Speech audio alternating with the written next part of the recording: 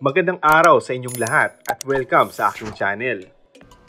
Muling naispata ng couple na sina Coco Martin at Julia Montes habang magkasama sa Toyota sa Fairview sa Quezon City. Uploaded ang photo sa Facebook account ng isa sa mga tauhan ng nasabing establishment.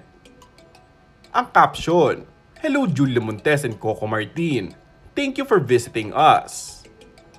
Kinilig naman ng mga tagahanga ng Coco Jules dahil sa palagi nakikita magkasama ngayon ang dalawa. Feel mo na nga nalantaran na talaga ang relasyon ni Coco at Julia na hindi na sila nagtatago. Na kayang-kaya na nilang maghawak kamay sa harap ng maraming tao. Hindi tulad noon na parang palaging dinumero ang mga kilos dahil mukhang natatakot sa magiging reaksyon o sasabihin ng mga tao sa paligid nila o ng mga fan. Ibininyag naman ng aktres na masaya siya ngayon dahil kay Coco. Source of happiness, ika nga.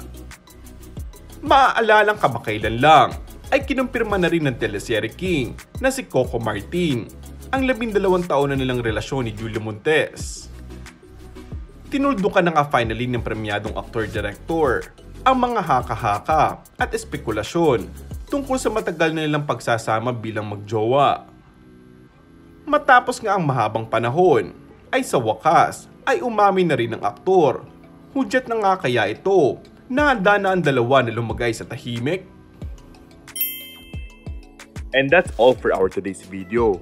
Kung bago ka lang sa aking channel ay mag-subscribe at pindutin na rin ang notification bell. Maraming salamat!